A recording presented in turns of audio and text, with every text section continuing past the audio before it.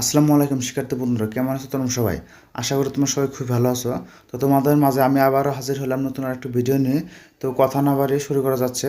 আজকে ভিডিওটির বিষয়বস্তু হচ্ছে তোমাদের শিক্ষা প্রতিষ্ঠানকে আসলে বৃহস্পতিবার পর্যন্ত বন্ধ রাখার নির্দেশ দিয়েছে নাকি দেয় নাই, এই বিষয় নিয়ে তোমাদের যে বৃহস্পতিবার পর্যন্ত স্কুল প্রতিষ্ঠান বন্ধ রাখার যে নির্দেশটা দিয়েছিল সেটা মূলত দিয়েছে হাইকোর্ট। হাইকোর্ট দিয়েছিল এতে শিক্ষা মন্ত্রণালয় কিছু বলেননি।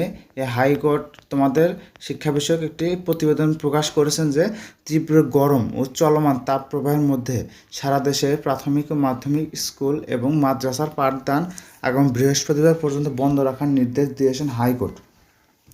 সোমবার অর্থাৎ 29 এপ্রিল বিচারপতি কে এম কামরুল কাদের ও বিচারপতি খিজির হায়াতের সমন্বয়ে গঠিত হাইকোর্ট বেঞ্চ স্বপ্রণোদিত হয়ে এই আদেশ দেন।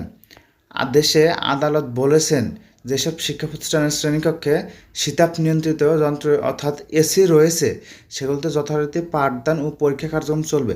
এছাড়াও যদি কোনো প্রতিষ্ঠান পরীক্ষার রুটিন দিয়ে থাকেন এবং অথবা পরীক্ষার দিন ধার্য করে থাকে তাহলে সেক্ষেত্রে সেই রুটিন অনুযায়ী তোমাদের পরীক্ষা অনুষ্ঠিত হবে।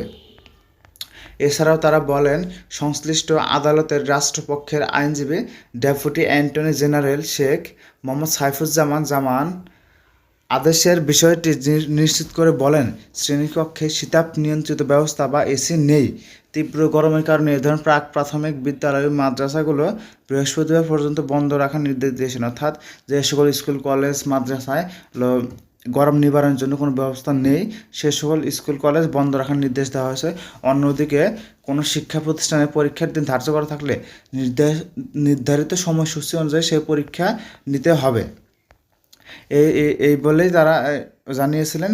এরপরে আরও কিছু যদি তারা জানানো হয় জানিয়ে থাকেন এবং আমরা তোমাদেরকে সেটা জানানোর চেষ্টা করে থাকব। এবং তোমরা যারা আমার চ্যানেলে নতুন রয়েছে তারা আমার চ্যানেলটি সাবস্ক্রাইব করে দিবে এবং তোমাদের যে কোনো প্রয়োজনে আমাদের এই স্ক্রিনে দেওয়া হোয়াটসঅ্যাপ নাম্বারে যোগাযোগ করবে।